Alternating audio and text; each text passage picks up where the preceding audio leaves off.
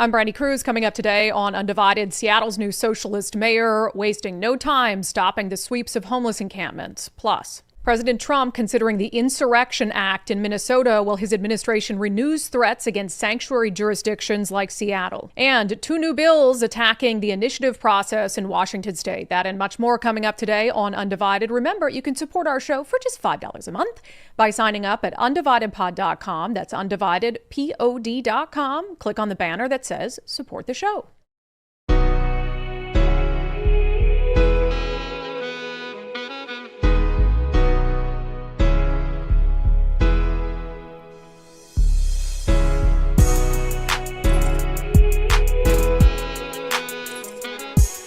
Hello, and welcome to Undivided. Thank you for being here. Thank you so much for your commitment to giving common sense a comeback. I'm Brandi Kruse. A ton to get to today. I want to start in the city of Seattle with the new socialist mayor.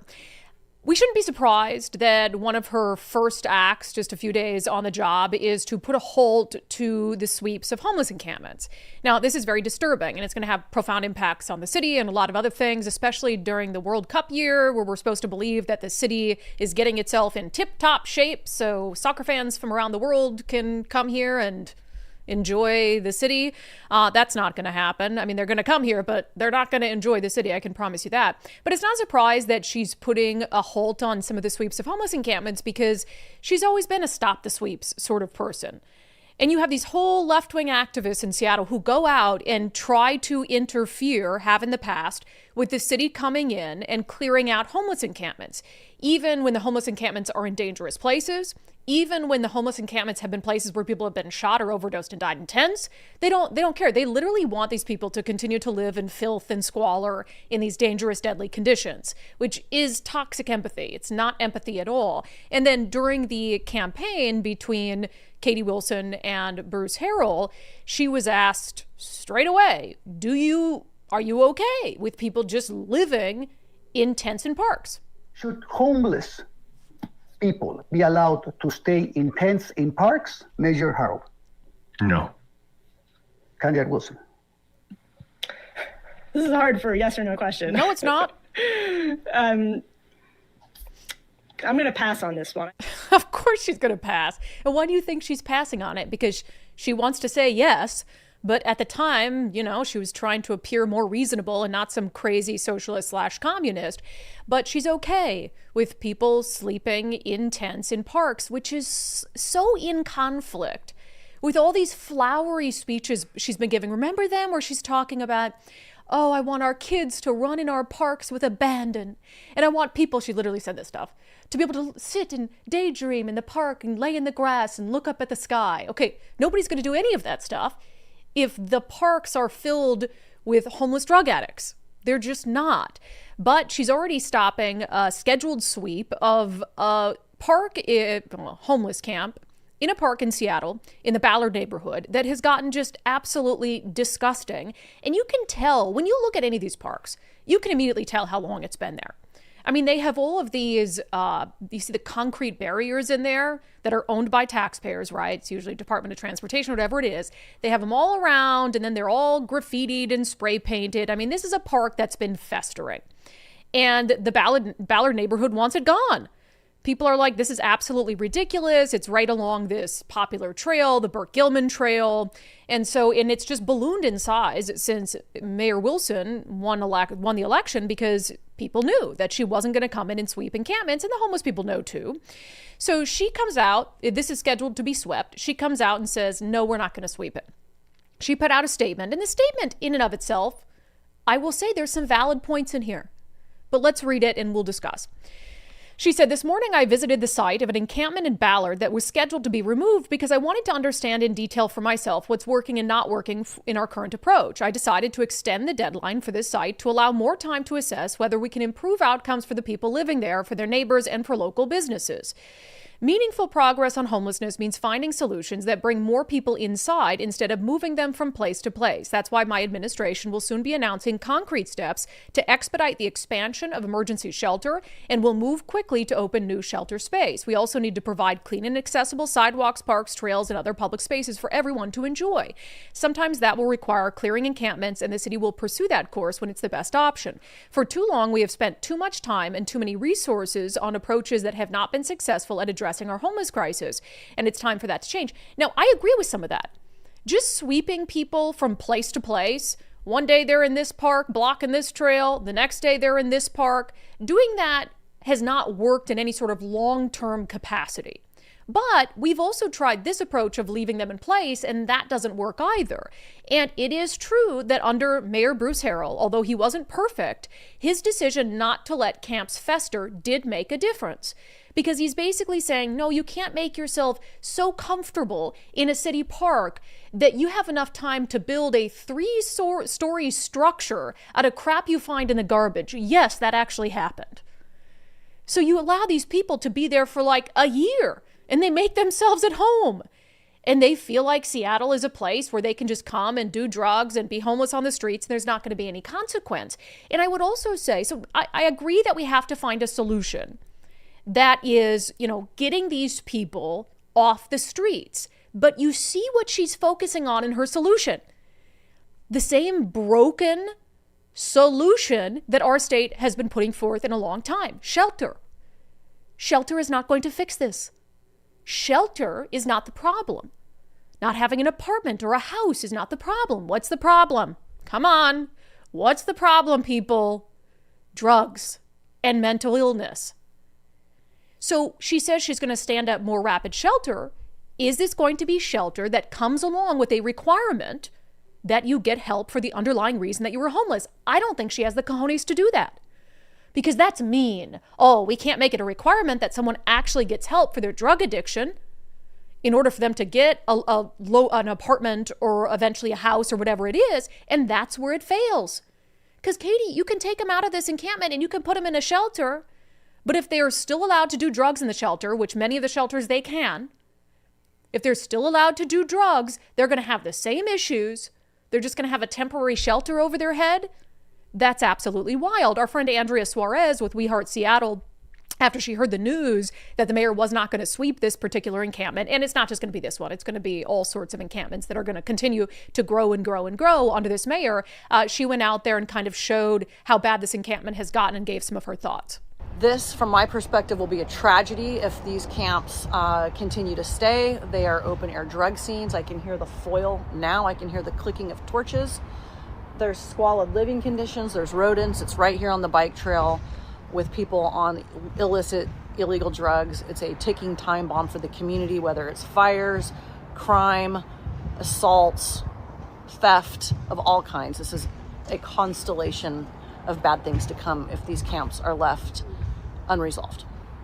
Yeah, and as she points out, every single day that the mayor allows that camp to remain there, where people are just engaged in substance abuse, is another day that someone has an opportunity to die in filth and squalor in one of the richest cities in America. And it's another day where one of the hikers or the bikers or the joggers who are going by on the trail have an opportunity to get shot, stabbed, assaulted, raped, whatever it is. And the city has a duty there. That's like a baseline obligation, is public safety. And for Katie Wilson, I mean, you ran to be mayor, and one of the most significant problems in the city is homelessness.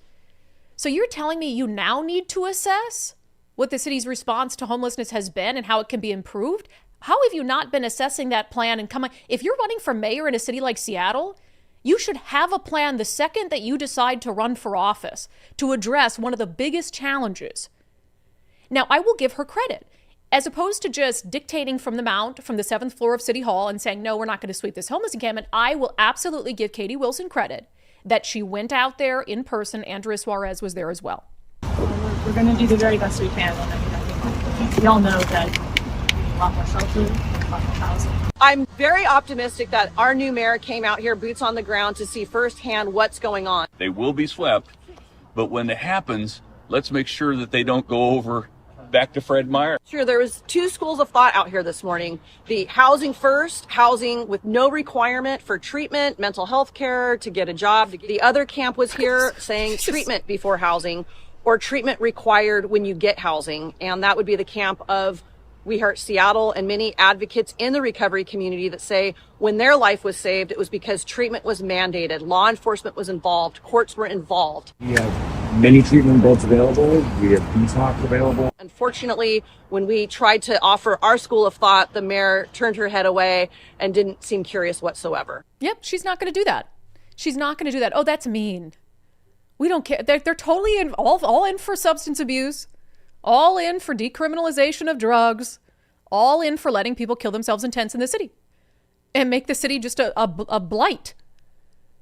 And you see it. She looks away. They don't want to hurt. They never want to hear these progressives and socialists from We Heart Seattle, the one organization that knows better than anyone else what's happening on the streets and what's happening in these encampments. And so, yes, I can give Mayor Wilson credit for going out to the encampment for herself, for saying the truth that sweeping people from place to place isn't a long-term solution by any means. But what else is she bringing to the table? And you're really telling me you weren't prepared to deal with this issue on day one? Shouldn't be a surprise, though. She's really never had a job in her life. I'm not surprised that the Nepo baby, who has no qualifications to be mayor, didn't have a plan to deal with the city's most pressing crisis. And in the meantime, what are state lawmakers doing down in Olympia? They are already busy at work trying to re-up a bill that didn't get across the finish line last year that would do what? Would give lawmakers in Olympia control over when local jurisdictions can and cannot sweep homeless encampments. Because what do they want? Well, the progressives in Olympia want everyone to take the Seattle approach. So this is House Bill 2489. You're going to hear a lot about that on the show this year. It has to do with, quote, establishing statewide standards for when local governments may enforce laws regulating the use of public space for life-sustaining activities. So they're basically saying that we want a state-level mandate and restrictions and requirements before any city in the state can sweep homeless encampments. And what are they going to do? They say in here, laws and policies that punish people who are homeless for engaging in necessary life-sustaining activities in public places inflict harm on already vulnerable individuals, exacerbates barriers to stability, and undermines pathways to housing. What the hell are they talking about engaging in necessary life-sustaining activities? Like peeing and shitting? Is that what necessary life-sustaining activity is a homeless person engaged in that you're trying to say cities can't criminalize? I mean, sleeping, I guess you could say. I guess that is a necessary life-sustaining activity. So you're saying that they can't enforce no sit, no lie ordinances, which there are a lot of cities, even Democrat-run cities in our state, that have no sit, no lie ordinances. So what the state lawmakers are saying is they basically want a rule that a city, any city, red city, blue city, west side of the state, east side of the state, you can't stop someone from doing something that's necessary to living on the streets. So you can't stop them from peeing, can't stop them from crapping, can't stop them from sleeping, can't stop them from breathing on the streets. So now there's no rules. It's a total free-for-all. It's like they do. You know what they do? They want the homeless crisis to get worse. Why do they want the homeless crisis to get worse? Because it brings in so much money to their cronies and allies and all of these NGOs that just get rich off of it and have no motivation whatsoever to fix it, because then the gravy train stops of taxpayer funds. Crazy. All right, I want to talk about sanctuary jurisdictions. I feel like I was thinking over scenarios last night. I feel like the turning point, I hate to even speak this into existence because I don't want it to happen, but we have some of these Democrat-run states and cities that are basically threatening ICE, right? That are threatening to put them in handcuffs, to arrest them and prosecute them for carrying out lawful immigration efforts. And I feel like that is going to be like the turning point to a possible civil war in our country. What's going to happen is one of these states like Minnesota is going to go out, serve a warrant, arrest an ICE agent for doing their job and refuse to release them from jail. And stuff is going to hit the fan. I just really think that's the scenario that we're heading toward. And there's all of this rhetoric that is just ratcheting up in Washington state. We know during his State of the State address yesterday, Governor Bob Ferguson said this.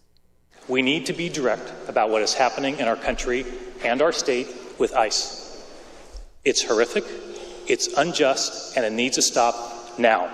Used no nuance whatsoever to lower the temperature. Didn't say, hey, if they're, carrying out federal law lawfully and they're getting violent people off the streets, no problem with that. But I do have a problem with XYZ. No nuance whatsoever. Ratcheting up the rhetoric during a very, very precarious time for our country. And then Katie Wilson, the socialist mayor of Seattle, releasing this video.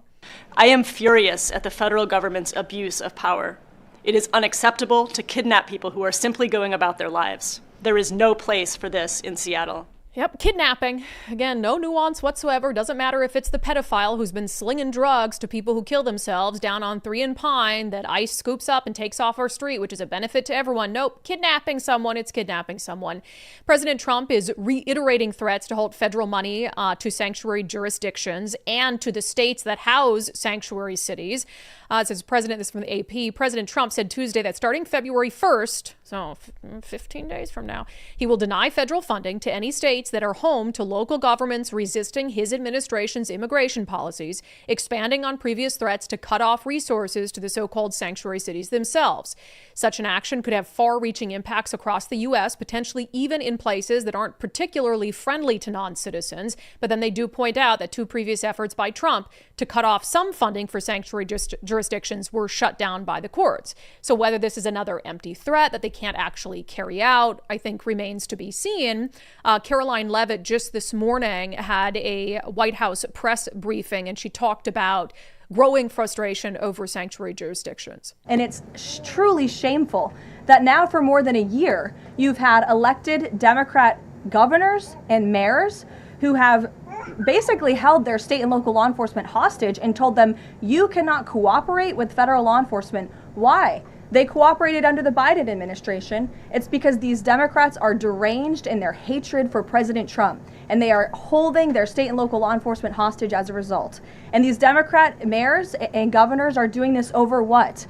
Over the lawful and legitimate law enforcement operations to remove violent criminals from the streets of Minnesota, from the streets of California, from the streets of New York, and from the streets of every state across this country.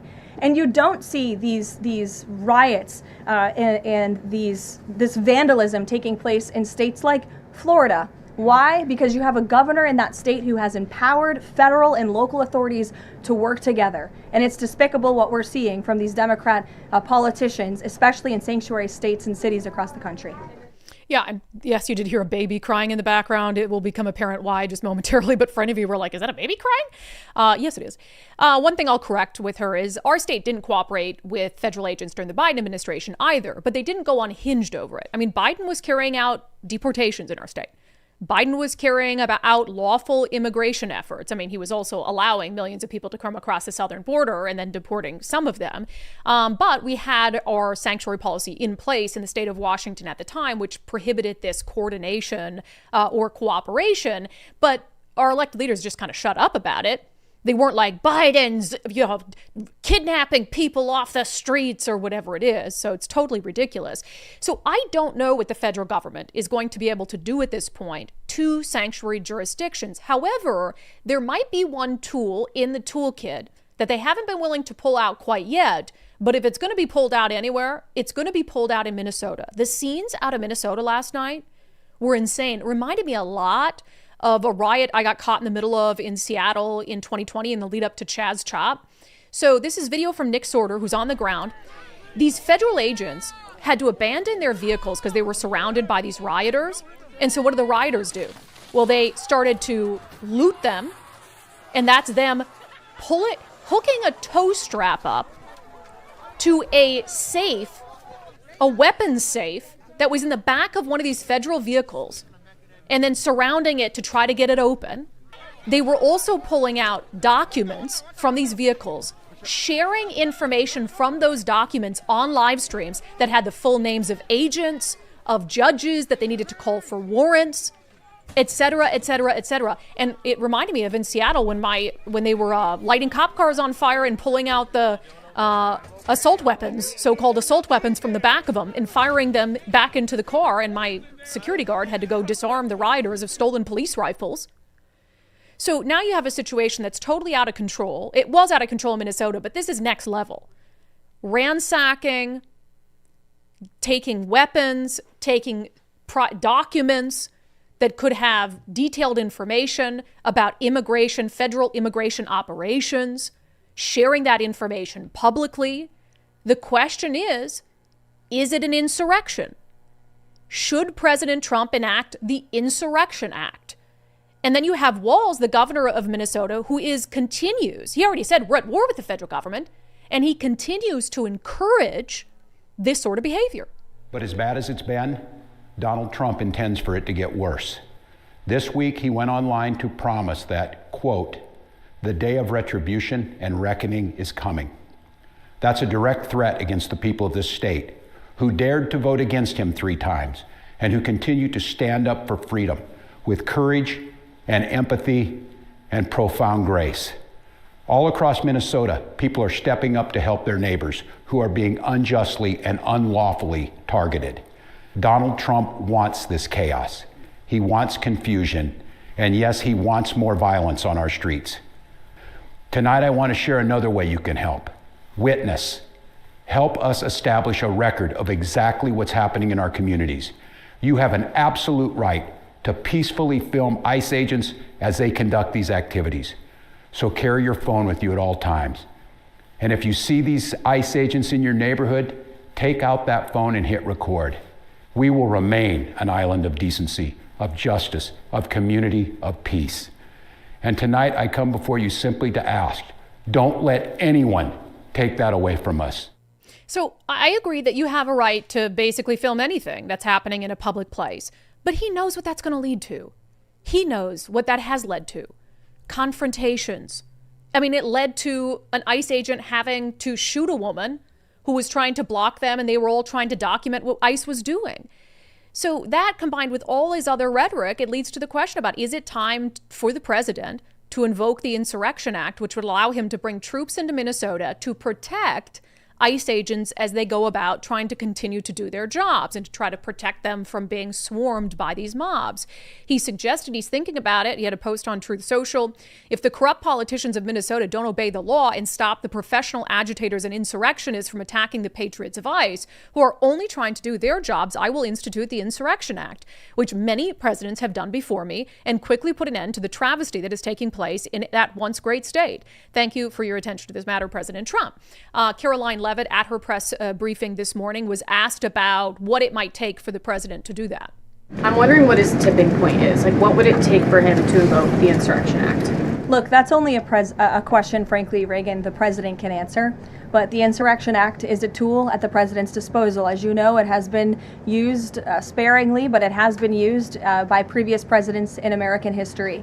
And I think the president's Truth Social post spoke very loud and clear to Democrats across this country, elected officials who are using their platforms to encourage violence against federal law enforcement officers, who are encouraging left-wing agitators to unlawfully obstruct legitimate law enforcement operations.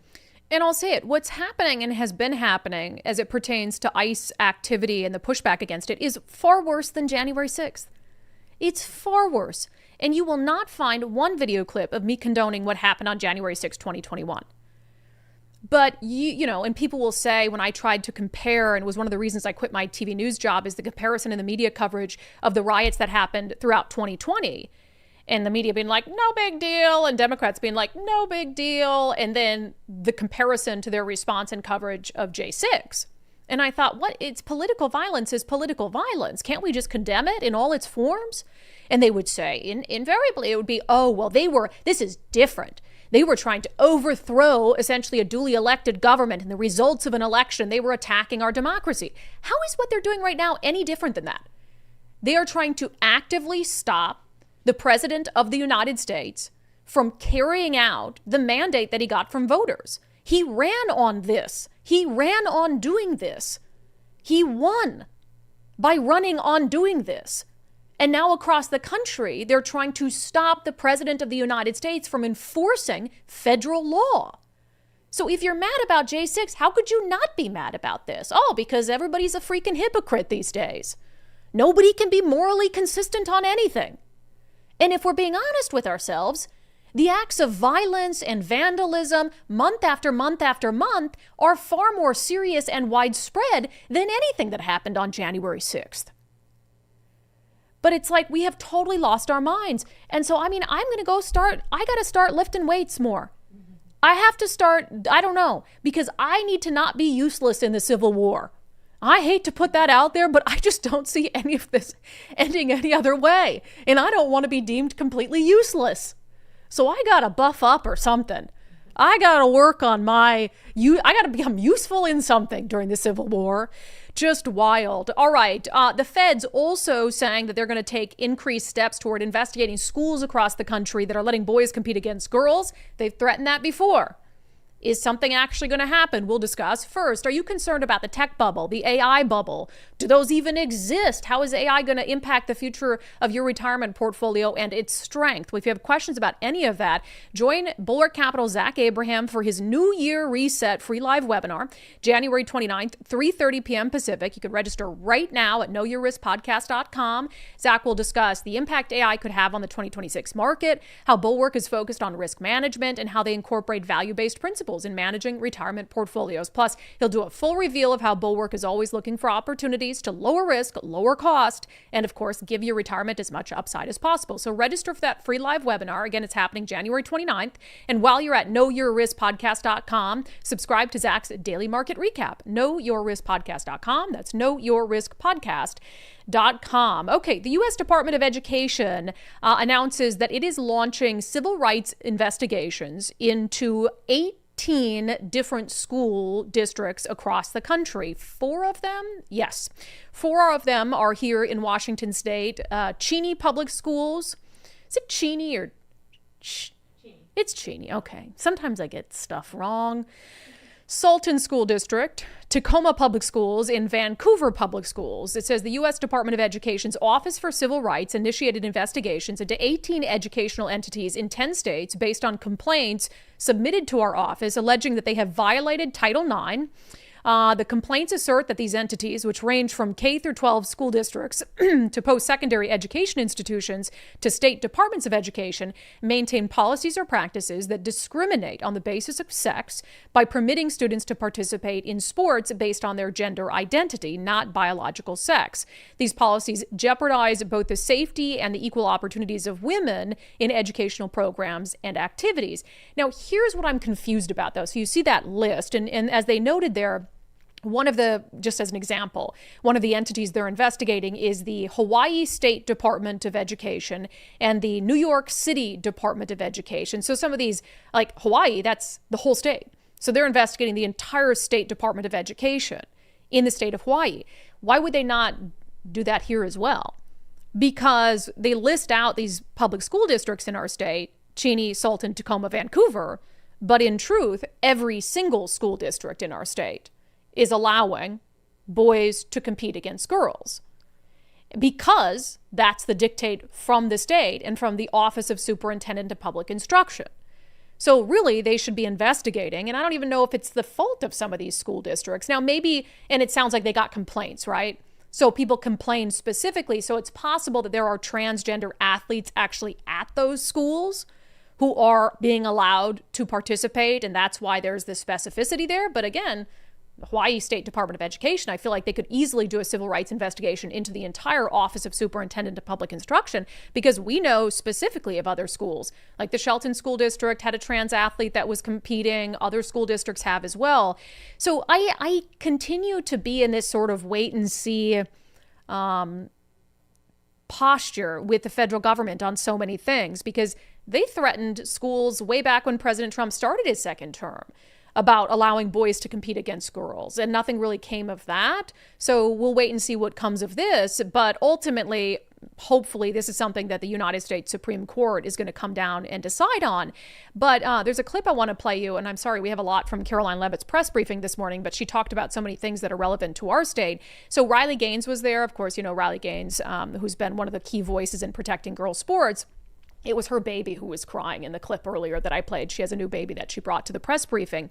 But she had a good question of Caroline Leavitt, and that is that even if the United States Supreme Court rules in favor of these red states who've banned boys from competing against girls, that ruling wouldn't really do anything for states like ours who have no intention of implementing such a ban. So here's the question and answer. If the Supreme Court rules as anticipated in favor of maintaining these sex-based rights, is the administration prepared to take action against the states? I believe at this point it's 23 states that don't have those protections for women? Absolutely. And as you know, Riley, the administration already has done so. We've taken action in a number of fronts against these states who are failing to uphold the president's executive orders and this administration's policy of simply protecting women in women's sports and in women's private spaces. We've gone to the mat with large universities in this country as well to try to fight for what's fair and what's just for women and girls across the country. So I know you were at the arguments. I listened to them myself as a woman and as a former athlete, and I think the president speaks on common sense on this issue, that women's sports and private spaces should be protected, and that there are two genders, there are two sexes. That is not something we should be afraid to say in this country. And I think, frankly, it was quite alarming to not only hear a couple of justices gravel over that basic, fundamental, biological fact that men and women are different but inherently equal, but we are certainly different, and women deserve such rights. We hope and expect that the Supreme Court will rule in the right way on this matter. Yeah, but our state won't do anything unless it's forced to do something.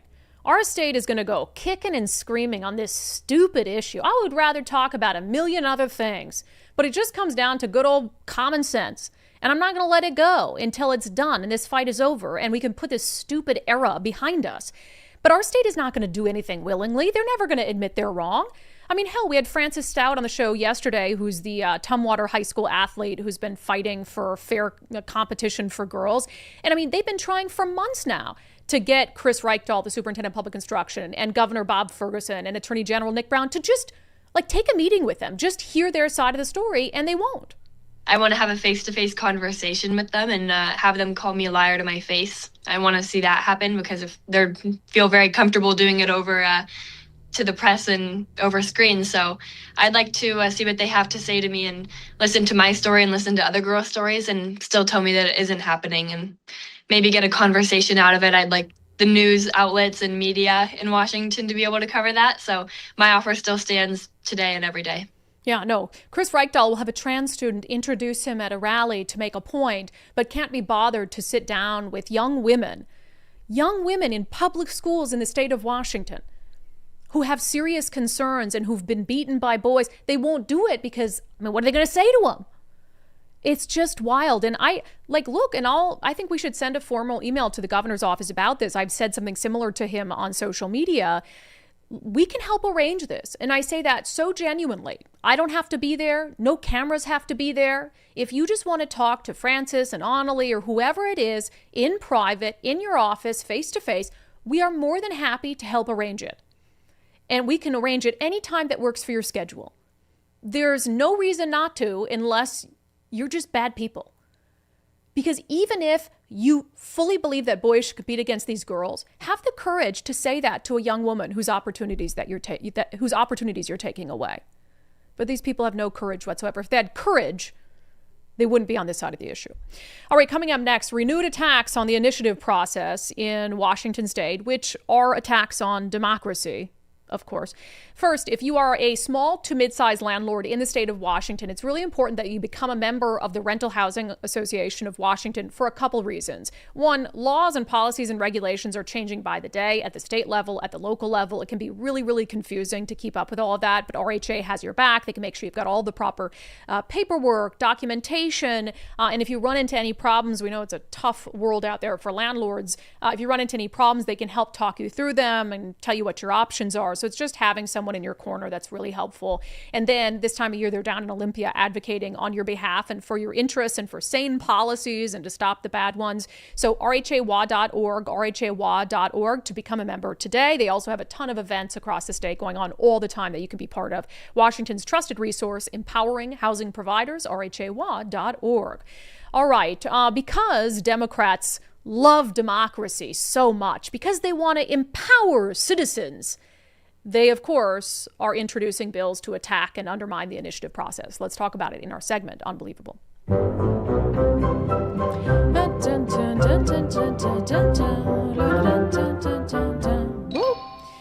So there was a lot of this happening last legislative session because Let's Go Washington and Brian Haywood have figured out this initiative thing so well.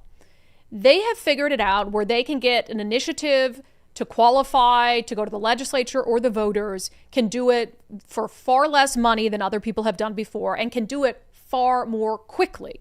And so they have this whole system now because they've done a few rounds of initiatives where they get mailers out to people, prepaid envelopes to send them back. They've made it very, very simple for voters to participate in the initiative process, which is protected under the state constitution. And Democrats hate it. They are terrified of Let's Go Washington and this system that they've been able to create. Why? Because that makes it easier for voters to push back against policies in Olympia. It makes it easier for voters to pass laws themselves. And Democrats who are just drunk on power cannot have any challenges to that power. And the initiative and referendum process right now is starting to pose a significant risk to their power and authority. So they've got to crush the dissent. They've got to undermine it in any way possible. And last session, they introduced a bunch of bills to try to do that. They also, of course, have been sending out their friends to harass and even assault signature gatherers. It's just really grotesque what's happening. So they're doing a few things this session. They're re-upping a bill from last session that would say, oh, if you don't have your proper address when you go sign one of those initiative forms, then your signature doesn't count, which is just stupid. So they're trying to do that again. But then there's this other one, matching bills in the Senate and the House. So we'll follow both of these, Senate Bill 5973 and House Bill 2259. And both of them, the only goal is to complicate the initiative process. That is absolutely the goal of these two bills, which are matching. So one of them will end up moving forward and the other one won't. It says it's an act relating to protecting the integrity of the state initiative and referendum process. Yeah, my ass. By requiring a demonstration of support before issuance of a ballot measure title and authorizing citizen actions for certain signature gatherer compensation violations.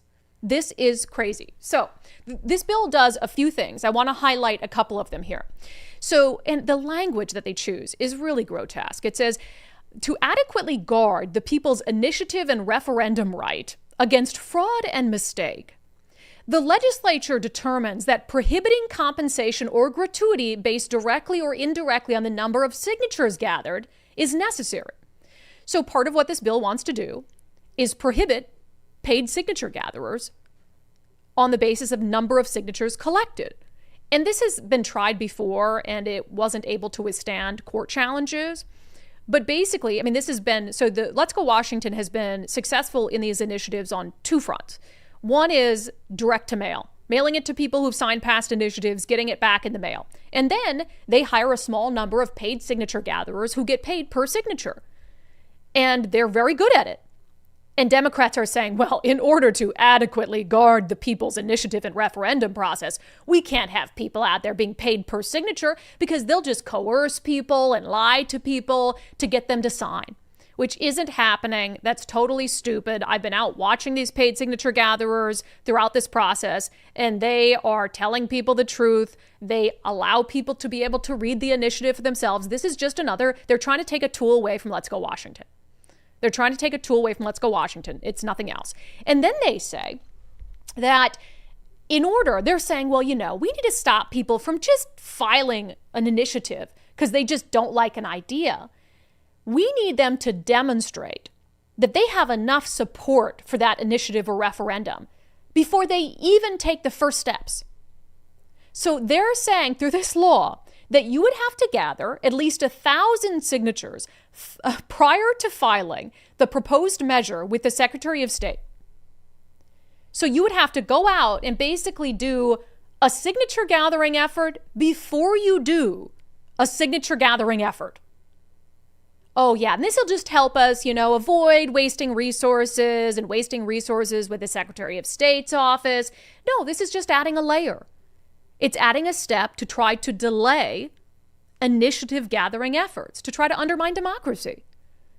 These people are so drunk on power. And then for them to word it as we're trying to guard the people's initiative and referendum right. If you're trying to guard it, why are you creating extra steps in order for people to participate in it? It obviously makes no sense. We see what they're doing here. The problem is every time that there's an initiative that qualifies, more likely than not going forward, it's always going to be a conservative type initiative, because Democrats can pass anything they want through the legislature, so they don't really have to run initiatives anymore. And so they see this process as kind of the last check on their power, and they want to get rid of it entirely, but short of that, they want to make it almost impossible to do. Oh, so we'll make it harder for signatures to qualify. We'll make you have to go collect signatures before you collect signatures. We'll try to stop you from using paid signature gatherers. These people are shameless. Absolutely, positively shameless. Here's a funny thing that happened. So I was at this legislative preview last Friday, and Governor Bob Ferguson took questions from the media for 30 minutes, and he's got time for one more question, right? And he's looking around, and I know he's not going to call on me. And he ends up calling on Tim Eyman, who's sitting in the front row, so funny, just throws him a bone, and Tim asks him about these bills. Who has not asked a question? Let me ask that. Tim, all right, Happy New Year. What do you got? Speaking of obsession, I have obsession for the initiative process, and there are a couple of bills that are going to make the signature gathering process dramatically more difficult. One of them says you have to collect 1,000 signatures before you can even approach the code revisor's office and even get a ballot title. Another one says they're going to throw out perfectly valid signatures based on the fact that the person doesn't put their address on the petition. I was curious your view on just the general concept of making the signature gathering process more difficult, not just for the people on the right, but also on the left. So I haven't seen those bills. Happy to take a look at them. So I just want to be very clear about that. So that's number one. Number two, I think to an earlier question, look, some of my friends on my side of the aisle disagree with me on this, but I've always been a supporter of the initiative process, even though you and I may disagree on, some of the outcomes of it. But I just think I'm okay with it, and people having a chance to weigh in, I think I'm good with. And I'm not talking about those pieces of legislation. I just do not know. So I'll be very clear. But having a system that allows folks in a reasonable way to gather signatures and get to the ballot, I'm all for it. And so no idea who's proposing, no idea what they mean. But if there are proposals that are moving through the legislature, I'm sure my team and I'll be taking a close look at those to make sure that they maintain what's been around in our state for a very, very long time, right? Which is different than many states. It's a robust, right? It's a robust initiative process, and I've got my strong disagreements sometimes with what goes on the ballot, for sure. But I think it's a part of our state. It's part of our state history, and that I support. So happy to take a look at those. I just don't have a specific answer right now. I mean, kind of a cop-out non-answer, and I'm sure he hasn't seen them. I mean, it was a couple days. The session hadn't even begun yet, so he probably hadn't seen them pre-filed, so I'll give him the benefit of the doubt on that. But okay, you're saying you support the initiative process, so that means if these bills get to your desk, you'll veto them, right? Right. We'll follow up and see if they get that far, but I wanted it to be on your radar.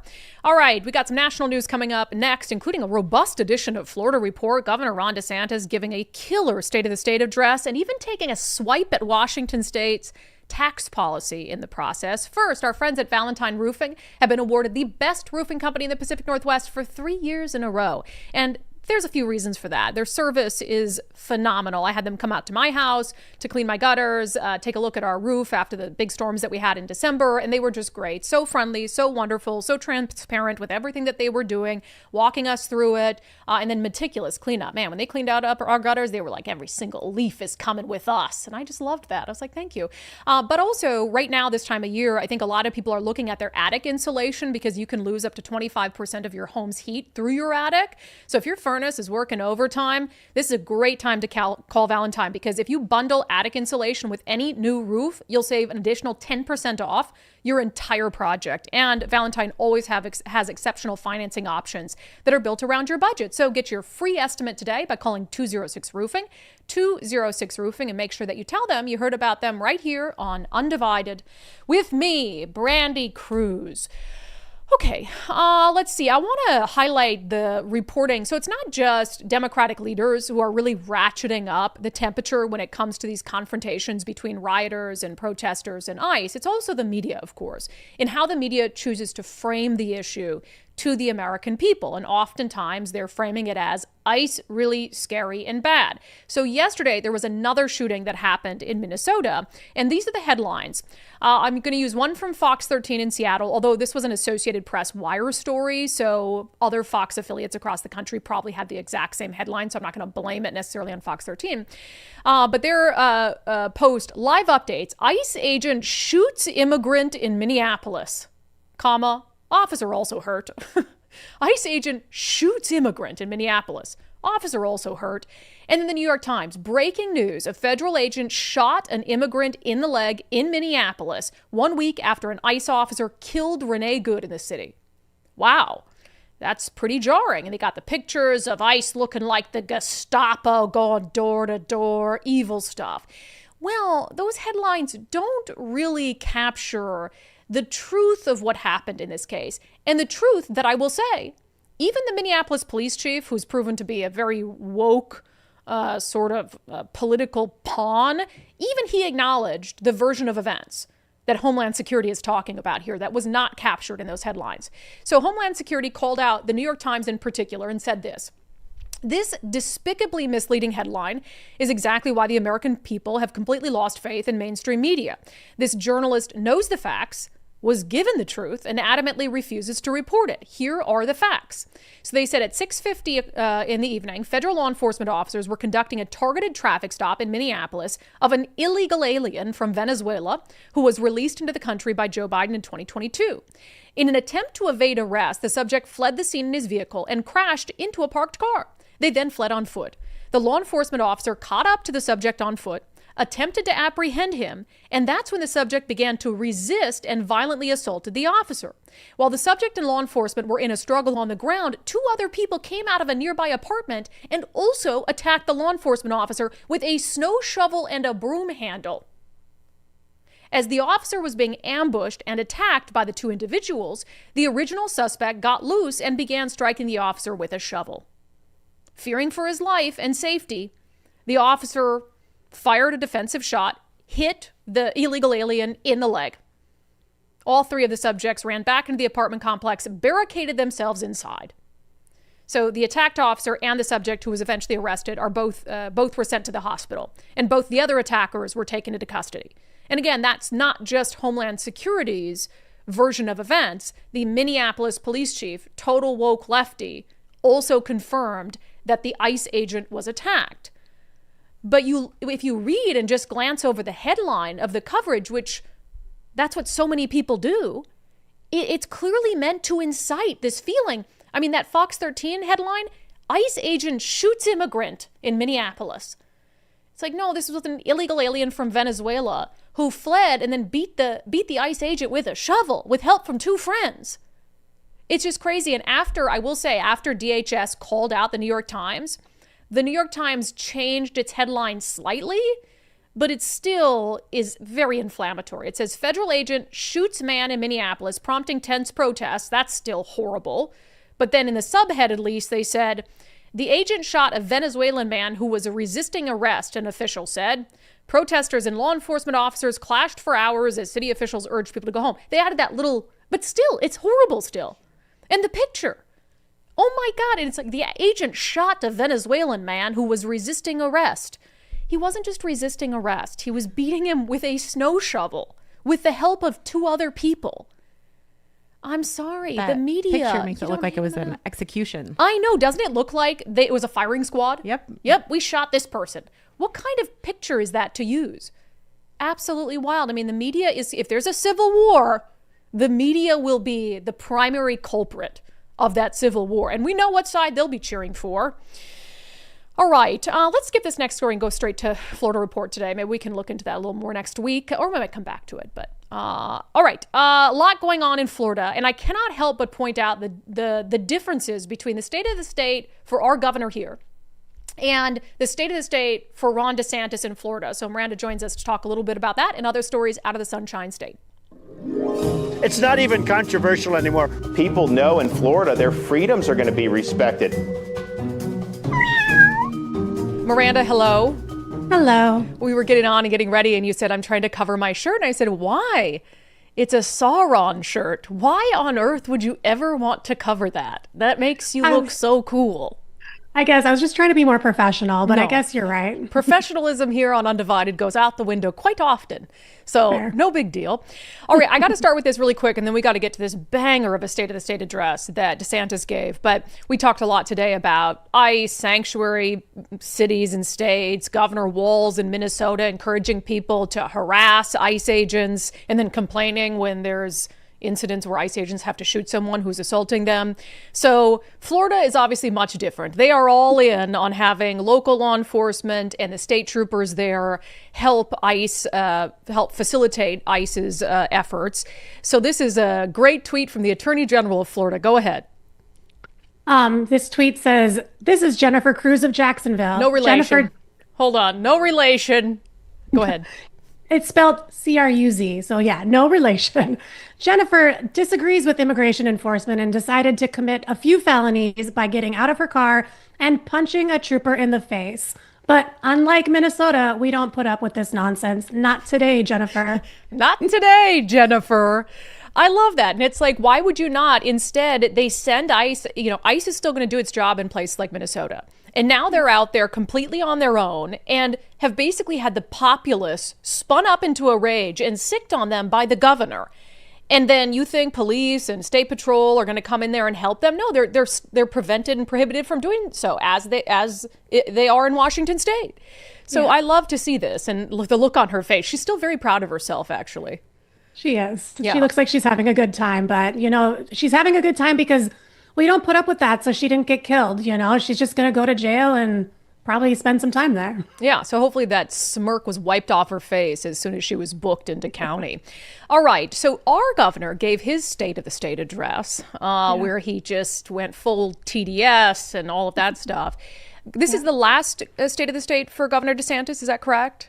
Yes, don't make me sad. I know. I don't think we're done with him yet. I think that the Lord probably has other plans for him. But let's play a couple. Why don't you intro these clips that you thought we should play today? So he started off his State of the State address with this really just great kind of conversation about how this is what our founding fathers intended America to be like and how Florida has strived to be a model of that intention. Great, let's play it. The founding fathers were students of history. They studied the history of every republic that had ever existed. They recognized the common thread that united the experience of each and every one of those prior republics, and it was simply this: every one of them had failed.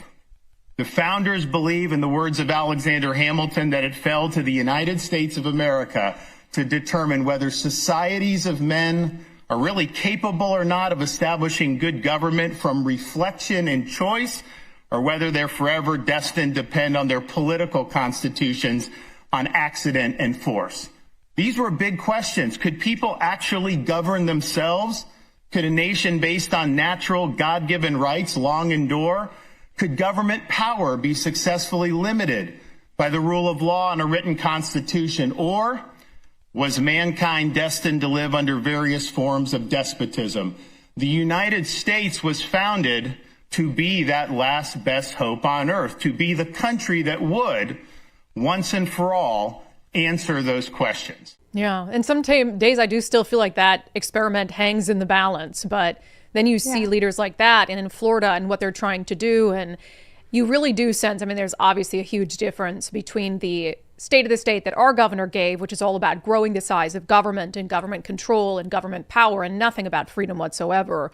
Yeah. And then you hear from DeSantis. So, yeah, no, I love it. And he's such like a true-blooded American. And I think he makes that so like prominent. And every time he speaks, he talks about the founding fathers and what America's supposed to be. And I love that he's been a little extreme at times, but I do think he's generally very rooted in the values of what America is supposed to be. And I just love hearing him speak like that. Yeah. So another point of differentiation that will play here. So, of course, our governor got up and he talked about the new income tax that they're going to push through. And then Governor DeSantis said this.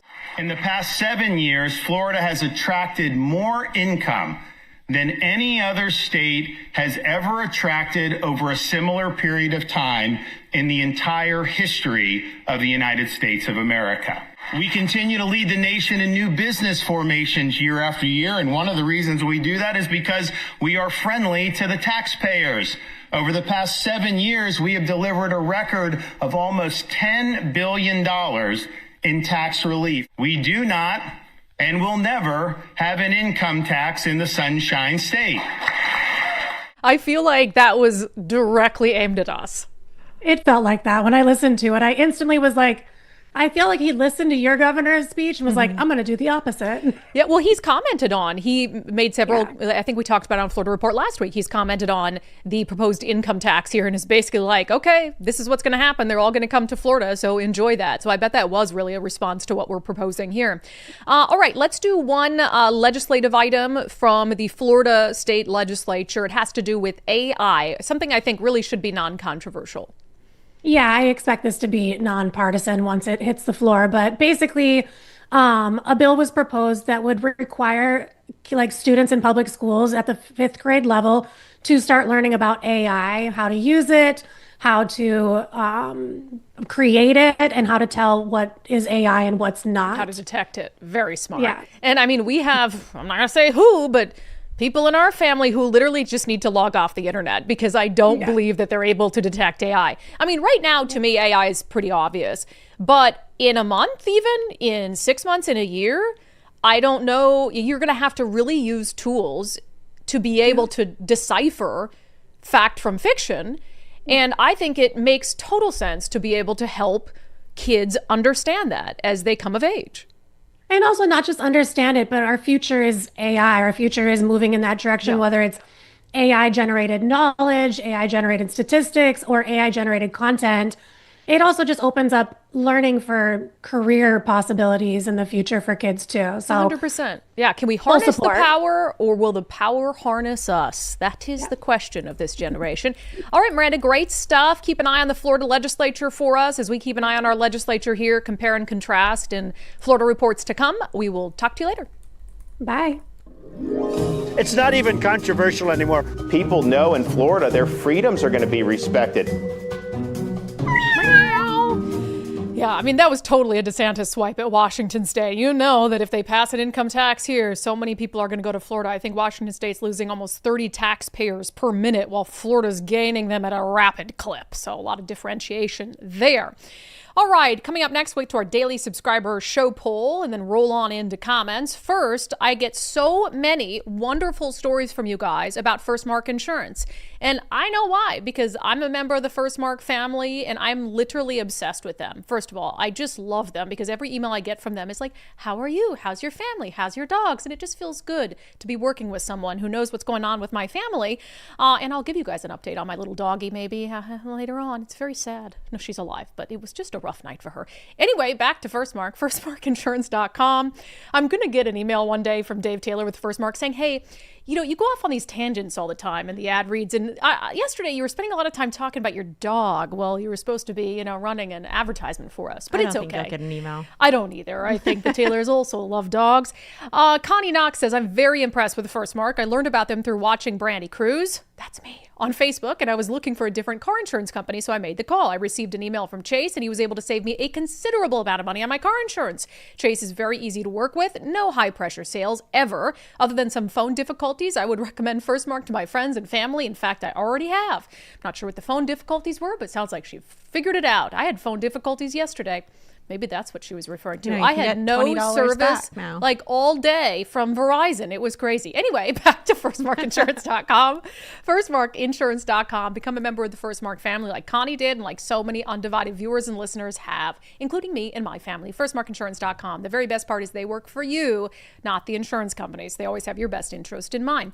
All right, in our daily subscriber show poll, exclusive to paid subscribers on Patreon, Locals, and X, I asked you guys about the possibility that President Trump might use the Insurrection Act in Minnesota to assist ICE agents in carrying out their duties without fear of being mobbed by violent leftists. Nicole, with today, given the circumstances today, not what may come, but today, would you support President Trump using the Insurrection Act? Gosh, it's getting close. Getting real close. I mean, I would try to put it off as long as possible. So maybe not today, but we're getting there. Tomorrow? He gave the warning today. Yeah. If things don't diffuse over the weekend, then I definitely think we're heading in that direction. I gotta say, it's hard for me because I am a limited government kind of person. The answer today is yes. And if Democrats called what happened on J6 an insurrection, how can you not consider this an insurrection? That's quite literally what the Insurrection Act is made for. And if it was a scenario where you had rioters going out on their own, taking matters into their own hands, and it was private citizens who were causing all this chaos, that would be different. But it is truly elected leaders and the highest elected official in the state of Minnesota who's directing it and who's not condemning it, and through that condoning it. So I do believe, given the violence that we've seen occur, that it is time to have troops come to assist agents in carrying out the law. Now, will that make things worse? Escalate, yes. Probably, but what do you do? It's already escalating. 80% of you said yes, that you believe it is time in Minnesota for the president. And I have family in Minnesota who already hate the president, and I imagine that they would lose their ever-loving minds. Over on Locals, which I think is a little more conservative of our subscriber base, 66% say yes. UF88 on Locals said, absolutely, this violence needs to stop. I want to see nightsticks, fire hoses, and police dogs. Oh, gosh, maybe not some of that. But, fire hoses, I think, are an underestimated tool. They just have this bad rap because, they used to use them on black people, which is obviously horrible. And we have some horrible history with that in our country. But, I would rather get hit with a fire hose than I would get hit with pepper spray. Pepper spray and the OC spray is horrible. And granted, I've never been hit with a fire hose. But well, in the Minnesota cold, freeze ya right on contact. Let's see. Cap Tom, responses to rhetoric are escalating. Time for someone to take a step back and try to get this on a more productive level. Sending in troops only hardens one side's opposition. I would like to see them try de-escalating and removing ICE as a gesture. If the response is counterproductive, then reintroduce. But then the rioters get what they want. Removing ICE that's doing a job, is that not then giving in? It's basically like negotiating with terrorists. So I don't know about that. Winton, Brandi, Democrats think this is how they win the midterms and how they win back the White House. Sitting in Europe with my popcorn, waiting to see how this plays out. Well, I don't know, because Winton, last I checked, I think, don't you live in London or something? In London, you can get arrested for posting the wrong thing on social media. So they freak me out over there. Dan, one more here. 100% sanctuary cities and states are actively rebelling against the USA. But then you always look at a tool in the hands of your worst enemy. And how would an AOC use the Insurrection Act, And it really freaks me out. All right, get to some comments from our brilliant viewers. On Mayor Katie Wilson canceling the sweep in Ballard, SSR's Garage says, but if the politicians don't allow problems to fester, how can they run on fixing them? LOL. Yeah, you have to have problems in order to run for office. True point. T8858, when I get more space, I'll take a photo of a tent compound by me. Has a garden and Christmas decorations everywhere. When you get more space, did you run out of space on your phone? Maybe that's what you're talking about. Yeah, he must have. Yeah, that's funny. Must have. You get a Necro Two Shoes. More space on my phone. I gotta clear. Yes, I have to do that all the time. It's usually pictures of my dogs, and I've got to delete them. We had a terrible night with Lucky last night. She had to go back to the vet. She was bleeding from her incision, and she was yelping in pain, and it was a horrible thing. Poor Mike hasn't slept for a second night in a row. She can't go to the bathroom. She won't go to the bathroom. She pooped on her floor, which was the first. It wasn't even poop. It was like a liquidy thing. Sorry. It's been a really hard day. It's been hard, and I just am always, my dog, we my can best imagine friend. What she did on your floor. Sorry. Okay, sorry. Apologize. Necro Two Shoes. Look at all those happy liberal exercise enthusiasts ignoring the problem they created. Yeah, it's all those happy joggers on the Burke-Gilman Trail going past this horrible homeless encampment. They're probably like, oh, I can't wait to vote for another Democrat. Right. Rob Dow. They do look quite content. Yes. With all the construction and new laws to help people, they should send them to rehabilitation for their drug addiction and get a roof over their heads while learning, working, and confined to pay for their treatment until they can manage themselves in society again. If they can't reform, they keep working, getting treatment, and providing a service for their care. I don't hate that.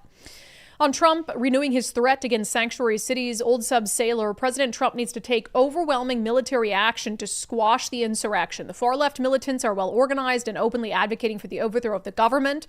This is a communist movement. It's so hard whenever you talk about putting troops on American streets. And I totally get that. And I don't want to be flippant about it. But how much worse do you allow it to get? You know, for instance, I thought in 2020 that they should have had troops on the streets of Minneapolis with the widespread rioting and burning and looting. And they didn't do it then, and we're not to that level yet, but it's a different issue as well. Low Miss J, he is feeding the extreme leftists. We are seeing a major surge in their recruiting efforts too. Tim is pushing for our country's destruction. I'm just still hopeful that he'll resign, that at some point the fraud thing will come back to him and he'll resign. But I don't know if the lieutenant governor would be any better, who told people to put their bodies on the line and in front of ICE. Right. And I think this is a party problem right now. I mean, all of them are just calling for this kind of destruction, and they obviously don't care about anybody's safety, or they would say chill and let's work this out in court. No, let's work this out wherever. They want them to be killed because they want to make a point against Trump for the midterms. They literally want people to die so they can win the midterms. I mean that with every fiber of my being. Dems introducing bills to attack the initiative process. Cindy Essick, these politicians are so out of touch with the people. William, funny they don't want voter ID, but they do want to limit and restrain opposition. Oh, of course. And like I said yesterday, Ferguson in his State of the State was all about science. Yes. But not about science when it comes to the sciences we talk about. Not that science. Only certain sciences. Well, that's what I'm saying. Like, AOC would use the Insurrection Act to try to force trans kids to compete with girls. Like, it's just crazy. Media lying on the ICE shooting. Lil Miss J with a $10 super chat. Thank you. More would understand also how these leftists are not seeing the full stories on many of these events. Many are in a bubble of their own making, and it's driving them further over the edge. I have family members like that, who that algorithm is absolutely indoctrinating them. Feeding them. And you have to I have to do this all the time. And I'm not saying I'm like smarter or more in touch, but I have to consume media for a living. We both do. And so, one, it has to be accurate to go on the show. And so we already have that instilled in us, right? To double check things. But I have to break free from my algorithm all the time, where I'm like, holy smokes, this thing is feeding me what it knows is going to piss me off today. And you really have to understand that and just put the phone down.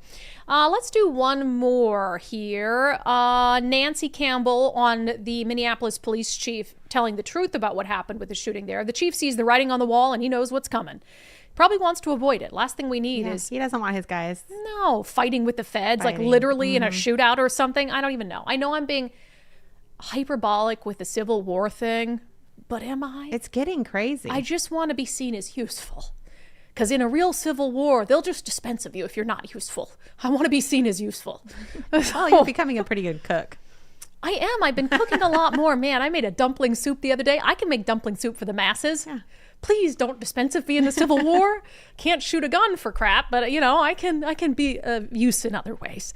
All right, Nicole, thank you so much. We'll get to our closing sanity check in a moment. First, if you are even thinking at the early stages of selling your home, you probably need to get an earlier start than you even imagine, especially in this market right now, because most homes need a little more work put into them before they can really stand out on the market and amongst other listings. And Wes Jones and his team specialize in that. Like, for instance, if you need some cosmetic upgrades, he's going to come in, tell you which upgrades are worth it, that you'll get the money from on the back end, which can help you sell your home faster and for a higher dollar. And he can help manage those projects and even make sure you don't have to pay for them until closing. It's called his Listing Boost Concierge Service. So if that's something that would be a benefit to you, and especially if you've already moved and are trying to sell your home back in Washington State, or you're trying to sell a family member's home, you're not in the area, Wes is really the guy to go to because he's going to be able to take care of all of it for you. Mark said, we had to sell my mom's house and it needed a little bit of prep, new carpet, paint, yard work. None of us live nearby. And Wes and Erica and the team took care of it all. We got asking price and sold the very first weekend. He said, very smooth experience, just what I was hoping for.